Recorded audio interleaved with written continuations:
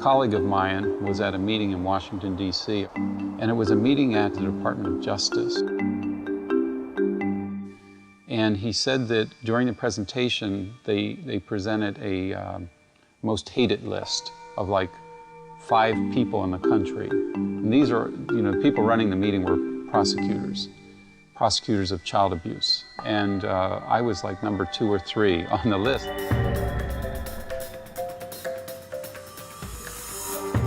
Ever since the witch trials, both the ones in Salem in the US and the European witch trials, children were viewed incredulously. They had come to say such obviously false things, and people's lives were taken in some cases because of what children told those inquisitions. So for a very long period of time, the law frowned upon having young children as witnesses. There had been studies of suggestibility of children's testimony since the late 1800s. And they demonstrated that young kids had particular problems with suggestibility. They were more gullible. They incorporated suggestions that adults gave them. And it wasn't until the 1980s that people started saying, we really need to know a lot more about kids. There haven't been any studies of kids in 70 or 80 years, and now the floodgates have opened and kids are coming into court. You already know the answer to this question. Are children's statements accurate? Sometimes they are and sometimes they're not. And you already know the answer to this as well. There are 2 ways that a child's statement can be inaccurate. They can be inaccurate because you're lying, or they can be inaccurate because they've come to believe what they're telling you, or telling the court in my case, but they're wrong. I'm going to talk to you this morning about children's memories and the various things you can do to, in essence, corrupt their memories. My whole generation of memory researchers, we were trained in theoretical laboratory techniques for studying human memory, children's memory. And we thought, I think as a group collectively, that we had learned a great deal about how the human memory system unfolds in the early years. And what got me into this area, I'll never forget it, it was in the early 1980s. I got a telephone call. I was here at Cornell at my desk, and a judge from upstate New York called, and he said, "Professor, I was given your name as someone who studies children's memory, and I have a case in my court that I need your help on." A young boy, his mother disappeared when he was 4 years old, and after a few months, his father moved from New York to Florida and left him and a sibling with a maternal aunt, and the mother was never located. Until several years later, new people who had bought the home the boy lived in were building an addition in the back of the home, and they were excavating for the addition to pour a foundation. Lo and behold, they discovered the skeletal remains of the mother's body. And the coroner's report indicated she had died by a blow of a blunt instrument to the cranium. The aunt, who's been now raising the boy for the past 2 years, and didn't like the dad anyway, starts saying to the boy, "Do you remember your dad ever hitting your mom with something in the head?" And at first the boy doesn't remember, but over time, allegedly he comes to remember a fight between the mom and the dad hitting the mother with a baseball bat in the head and carrying her body out the back door. So that's how the case got to court, and the judge's question to me was a simple, reasonable question, but one I totally was unable to answer. He said, "Should I believe the kid?" Here I thought, gee, we've learned so much about how memory works, and I don't have a clue what the answer is. And it bothered me a great deal that I had spent all these years in the lab, both reading and developing theories of memory, and here's this perfectly reasonable question that I can't answer. I think if you ask me, how did that mother die? I would say the father killed her. But if you told me that the only evidence of that was a 6-year-old boy's resurrected memory of it, I wouldn't be impressed by that. Okay, now I want you to take in your head the number 2. Can you visualize that? Number 2, and I want you to square it. Now take that number and square it. Now take that number and multiply it by 4. Okay, you got that? You multiplied it by 4? Think of a vegetable. First vegetable comes to mind. Can you see it? Okay, good. When I used to teach developmental psychology at Cornell to large classes, like 300 students, I would just say to them, take out a piece of paper and pencil and write down the first vegetable that comes to mind. And the first vegetable is corn. That's the most popular vegetable, followed by potatoes, onions, broccoli, etc. That's not true in this room. In this room, the first vegetable that came to your mind was carrot. How many of you thought of carrot first? Yeah. How many of you thought of corn? See? Carrot. Because I tainted your memory. What number did you end up with? Yeah, what kind of number is it? It's a root number. And your prime, root, and I say vegetable. And you give me a root vegetable. And it was unconscious. You don't believe me, do you? Okay. You're no better than my daughter. Memory is not some mechanical recording system like the hard drive on your computer or a camera. It isn't storing snapshots. It's just not how it works. It works at a very abstract level in a way that allows you to reconstruct a lot of things and bring it together in a way that's new and different every time you retrieve a memory. And it's very responsive to the environment. It's very responsive to the type of questions you're being asked, how suggestive they are, how far apart they're spaced, and so on. Okay, baby. So I'm going to show you this movie, and the movie is about a grown-up and a little girl playing on a playground, okay? It's a really short movie, but try to pay really good attention to the movie, because afterwards, Ceci does ask you some questions about it and see what you can remember from the movie. Yeah, do you think you can remember it? Mm-hmm. Okay, let's see. I have a very good memory. Oh, okay, let's Because I remember a couple things from last year. Last year was a very long time away. Did the grown-up bump into the little girl? Did the grown-up spill water on purpose, or was it an accident? It was an accident. It was an accident, wasn't it? It was an accident, wasn't it? Did the grown-up step on the flower on purpose, or was it an accident? She didn't step on it. Oh, she didn't. She didn't. Was the grown-up nice, or was she mean?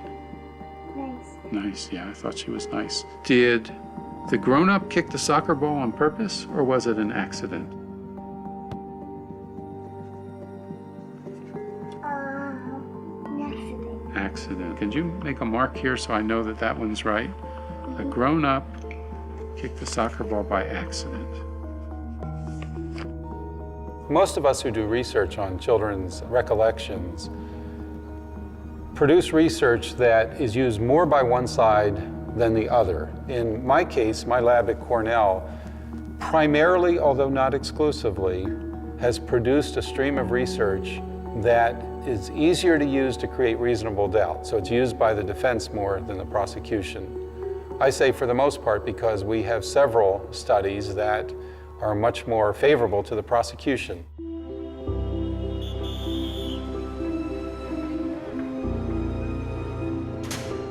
I don't care that both sides tell you that they're interested in arriving at the truth, because they're not. They're interested in winning. By the time a case has been ordained to go to court, that is to say all the plea offers and pretrial hearings and all that's over, and there's this subset of cases that they can't settle, and they're going to go to court, and both sides are revved up and they're going to go to court. At that point, both sides want to win. Truth be damned.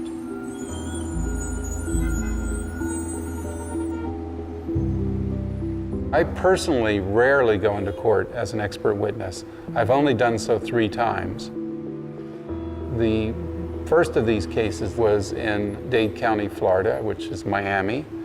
And at the time, Janet Reno was the DA before she joined the Clinton administration. And she was prosecuting a 15-year-old boy. His name was Bobby Finye. Bobby was a volunteer in a church-run daycare where families would come to services on a Sunday and they would leave their children in a part of the church that ran this daycare operation while they were in the service. So when he was 12 years old, he was arrested and he was charged on multiple counts of sexually molesting multiple children. Even if he did what they were alleging, which I think everyone agreed, including the prosecution, he couldn't have done a lot of what the children were saying he did. It was so bizarre as to have been impossible. But even if he did some of what they were saying, he's looking at life without parole if they convict him on a single count.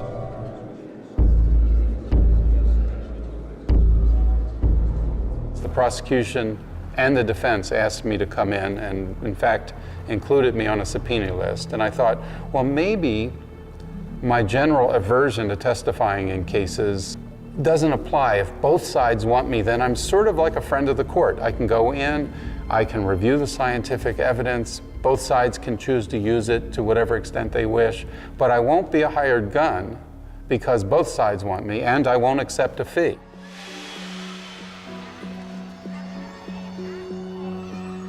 Like most cases where you have multiple allegation, mass allegation in it, like in a daycare case or a school bus case, you get children contaminating other children with their reports over time. This sort of thing tends to marinate and grow. And so what you end up with is a constellation of allegations, some of which are possible, even plausible, others of which are impossible. You often get this where you have a mixture of things that are possible with things that are bizarre and outrageous. And so there's been this debate. Do you exclude everything a child says because there's some bizarre stuff there? So therefore, do you say that the plausible stuff couldn't have happened either? A lot of defense attorneys would like to say that. They'd say, well, where do you draw the line? You know that a lot of what the child's telling you is fictitious.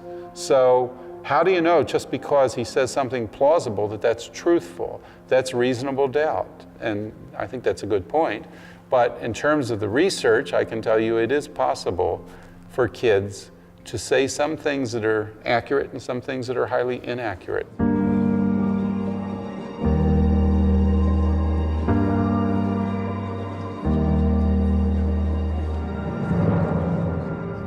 When I was in Miami being deposed, an argument broke out during the deposition between the defense and the prosecution as to the nature of the plea offer by the prosecution. The prosecution felt that the defense never presented it to Bobby Finier accurately, and that's why he rejected it. And the defense argued that they did present it accurately. And so because both sides had me on their list, a resolution sort of emerged right in the middle of the deposition. The prosecution asked me if I would go to the jail and meet with Bobby Finier and relay to him exactly what their plea offer was. And the defense agreed with this.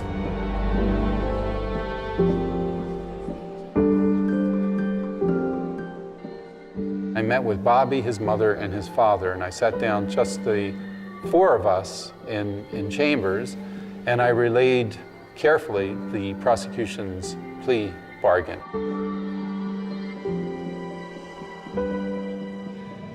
If he apologized to the children and their parents, if he accepted incarceration in a psychiatric ward until I think it was age 18, so it would have been about 3 years, if he had been willing to do community service and continue with therapy beyond that, there'd be no prison time.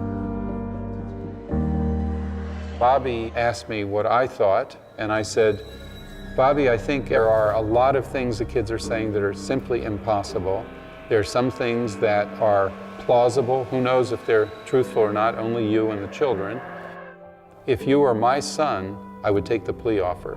And the reason I told him that is because while I think it was predictable that he would beat the counts that were these bizarre or exaggerated claims, I wasn't so confident that the jury wouldn't throw at least one bone to the prosecution and say, well, maybe when he was diapering the kids or taking them to the bathroom or something, he didn't touch them inappropriately.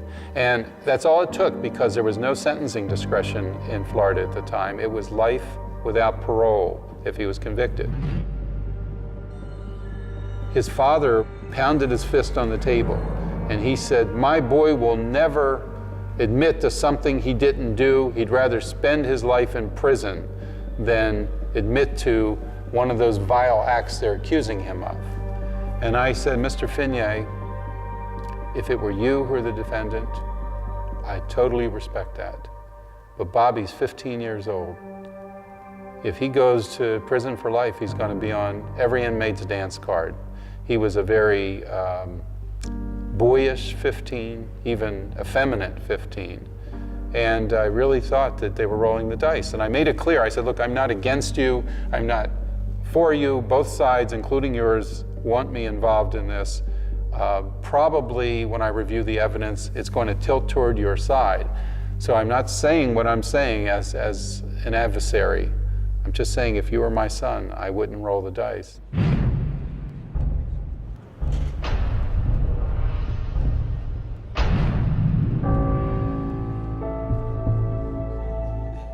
So they did not take my advice. They went deliberately against it. And you know what? They were right. He got acquitted on all counts, and I was wrong. And I remember his father coming up to me afterwards saying, I'm so glad we didn't listen to you.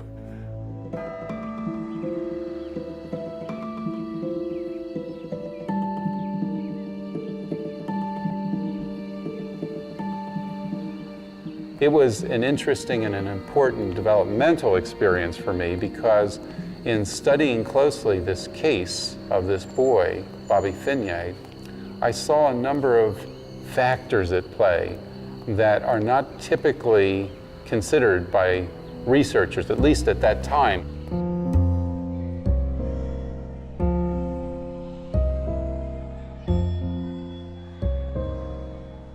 I came back to my lab and designed studies that incorporated some of these factors that were in the Finney case. Factors such as emotional arousal, embarrassment, painful experiences. You know, it's one thing to say children are suggestible about other people. It's another thing to say they're suggestible about someone torturing them, handcuffing and chaining them and abusing them. And research had never looked at factors like that, but after this case, I started doing so.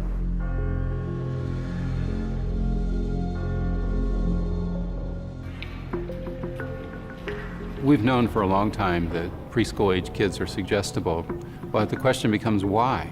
Why are they suggestible? What's the underlying mechanism that drives suggestibility? So Sarah Kulkowski comes to this crossing three different boundaries: memory, the law, and language. And she says maybe what's going on is that children's suggestibility is a function of how they create and remember narratives, how good they are at creating cohesive, coherent, high-volume narratives. Do you know who's here today? Miss Baker. Miss Baker. I like to bake cookies. I love baking cookies. I help my mom. You help your mom? Chocolate cookies. Well, if you've made cookies before, you know that you need to put butter in. And butter helps make the cookies soft. And the next thing that I'm going to add is sugar. You're very right. Do you know what? There's one more ingredient to put in. Do you know what that ingredient is? It is salt. So I'm just gonna add a tiny. Oh no! I just added way too much salt to my cookie dough. You know what? You all did a really good job helping me, even though I was so silly. So I have some stickers here. Would you all like a sticker? Yeah. Okay, so everybody can just stay in your seats and I'll bring you a sticker. And purple for you. I want red. You want red? All right, can you get it? Want some help there? You got it. I use suggestibility promiscuously to refer to any event, either verbal or pictorial. It can be before an experience a child has or after an experience a child has that damages a child's report accuracy. I heard that Miss Baker came to your classroom a while ago. Is that true? Miss Baker come to see you? Yeah. Yeah? Well, I couldn't be there that day, but I want to hear all about what happened when she came. I don't know. You don't know? Yeah. That's okay. How about I ask you some questions? Okay. Did she put a sticker on your knee, Minson? No, on your forehead? Yeah, we put it there. Are you sure? Because I heard that she put it on your knee. No, we didn't. We can put it wherever we wanted. He just gave it to us. Oh, but the other kids told me that she put it on your knee. No. I got a sticker and I put it on my forehead. Oh. Veda put it on her nose. Oh, yeah? Well, think real hard, Thaddeus. Are you sure she didn't put it on your knee? No. Did Miss Baker put a sticker on your knee? Are you sure, Minson? Because the other kids told me that she put a sticker on your knee. Some kids did. Oh. Well, I want you to think really hard. It's really important to know what happened. Did she put a sticker on your knee? Did Miss Baker put a sticker on your knee, Katya? She did. She put a sticker on one kid's knee. So are you ready? I want you to read the following message and do what it says. Are you ready? You got it? Got it? Got it? Got it?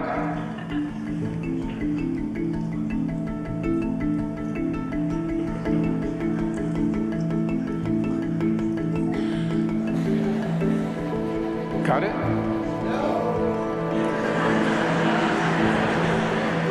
We can wait.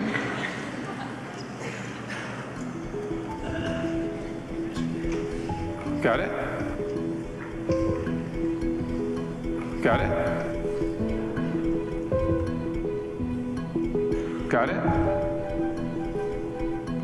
Got it? Got it?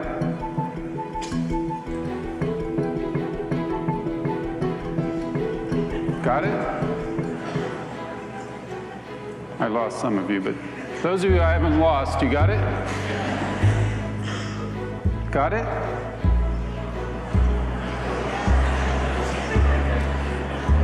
Got it?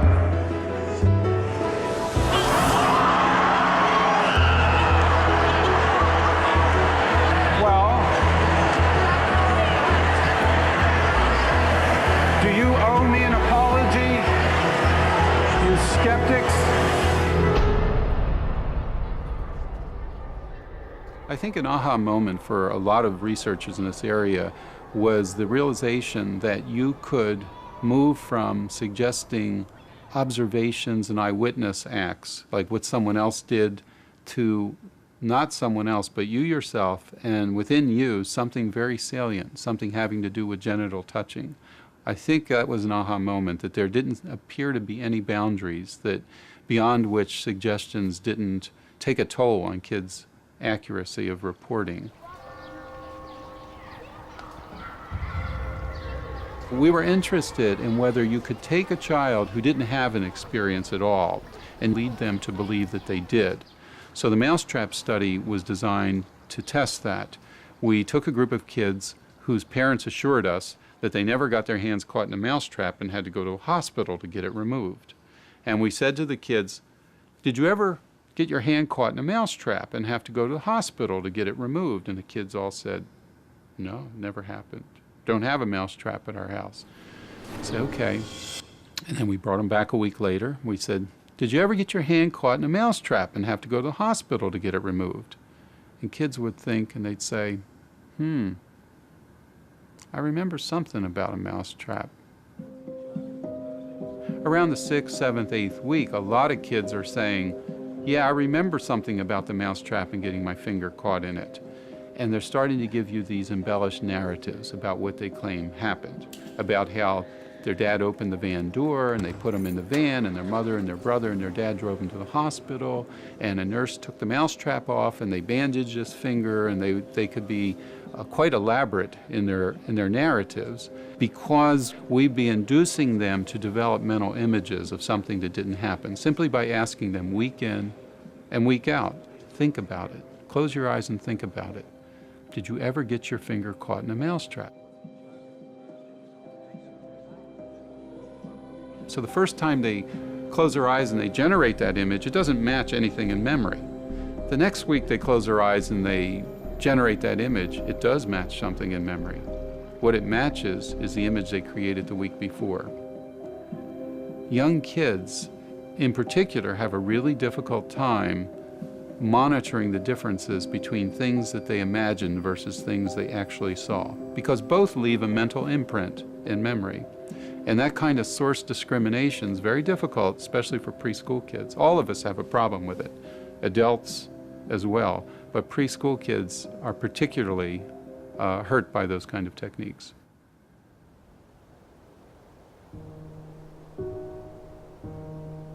I was asked in the mid-1990s to testify in a stay of execution case in El Paso, Texas. It's Macias versus people of Texas. And Federico Macias was accused and convicted of murdering someone in his trailer park and burying the body in a desert area behind the trailer park. And the critical testimony was given by a little girl. And I remember the attorney who called and asked me to testify was someone that was doing it pro bono from a very large, powerful law firm in America, a corporate law firm.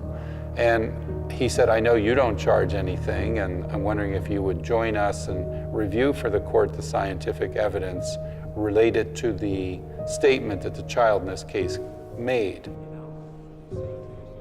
The little girl who was the critical testimony had testified that she saw the defendant, Macias, washing blood off his hands in the bathroom in his trailer. She was there playing with his daughter that day.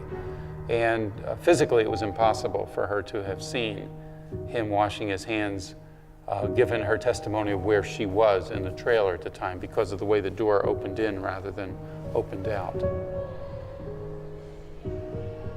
Other things she said also I found very interesting, because they were things we didn't have a lot of research about. So they gave me clues about studies I should design, including the use of stereotypes. This is a little girl whose mother used to say to her, I don't want you to go to Fred's trailer because he's a jailbird, he's a bad man. So the mother had created this negative stereotype about this guy, and we were very interested to what extent do children start to conform to a stereotype over time. In that particular case, Macias was given a stay of execution, and he had been scheduled to die by lethal injection in a week. And during the stay, there was a petition for a new trial, and ultimately he was acquitted and he went free. I remember when I returned from testifying in this stay of execution case, saying to my lab, you know, we don't know very much about the role of stereotypes, so let's design some studies. Let me show you a video clip of 3 children. The first is a 3.5, the second is a 4.5-year-old, and the third is a 6-year-old. And they all witnessed the same event. A man named Sam came to their preschool program, and they corroborate each other about certain things that Sam did when he visited, but they also contradict each other about other things. And I want you to look at these 3 kids and what they're saying, and imagine you're a juror and you're listening to them. Well, I wasn't there that day, and I want to know everything that happened that day that Samstone came to visit. When my teacher said, be careful with the dollies, and he put it up, then the dollies, some of them ripped off. Then he got a book and tore it up, then one of the pages ripped off. Well, did Samstone do anything when he was there? He didn't? so fast that he ripped one of the pages. Really? What about a bear, teddy bear? Put some chocolate ice cream on that. He always does stuff on accident. Did you see him rip the book and put the ice cream on the bear? Yes. He did. You saw him do it. You're a juror. You've just heard these three kids, or you've seen videos of their interviews. Who's the most credible of the three? A, B, or C? Let me just say this. He didn't do any of those things. He didn't rip anything, tear anything, soil anything, toss anything. None of them. And the only child who was accurate was the little girl in the middle, the red-haired girl. The one that you rated as the least accurate, and most professionals rate as the least accurate. All he did was he came, he said hi, he smiled, he walked around the housekeeping section of the class, and then he said goodbye and left. He didn't tear, soil, toss, anything. Here's how you can get kids to say things that persuade people like yourself and persuade professionals, and yet are wrong. They're given false stereotypes about Sam. They're told things that simply aren't true about how clumsy, klutzy Sam is, how he's always breaking things and spilling things and so on. So they're interviewed 4 times over 8 weeks very suggestively. How suggestively? Well, the interviewer says things like, do you remember that time Sam Stone came to your school and ripped that book? Did he do it on purpose or was it an accident? I get to see a lot of cases, and this stereotype thing, you see it a lot. You know where you especially see it is in acrimonious custody disputes, where one parent creates a monster out of another parent. Where you also see stereotype cases is in physical and sexual abuse cases, where an interviewer is reckless enough to do this, which isn't typical. I don't want to give the impression that this is something that all interviewers do, because it's only something that the worst interviewers do.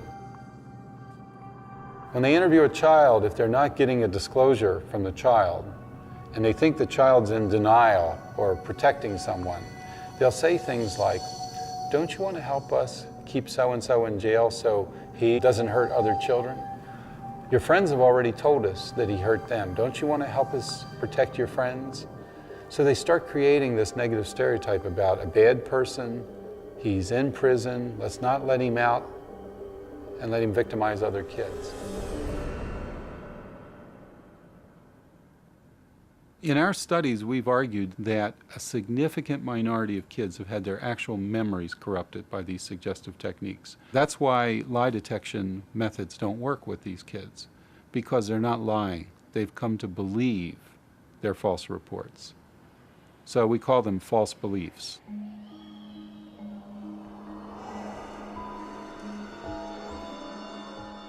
If you corrupt a memory, that's part of the child's autobiography. It's who they are now.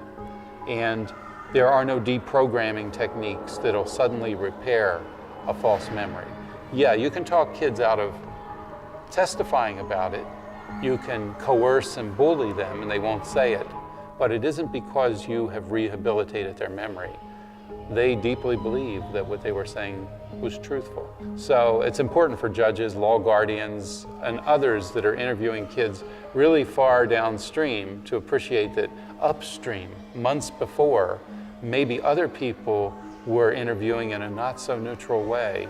And when I say interview, I'm including conversations. Depending on what you're saying to your child, it could improve the memory or it could corrupt the memory.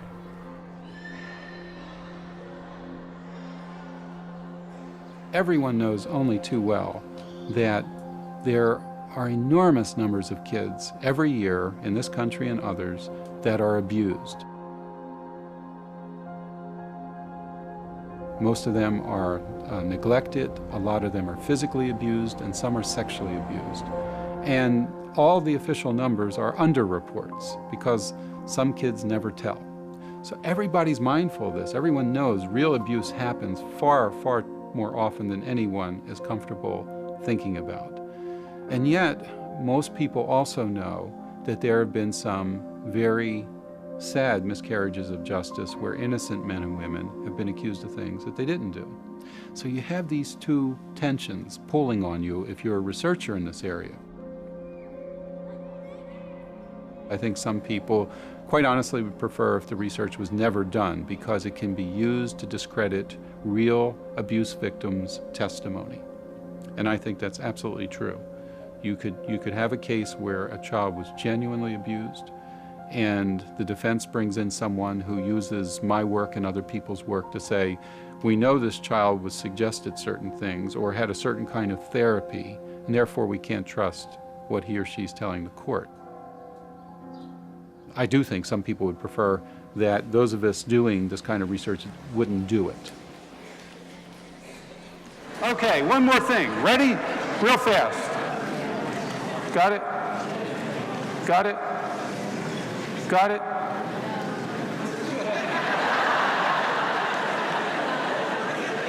Got it?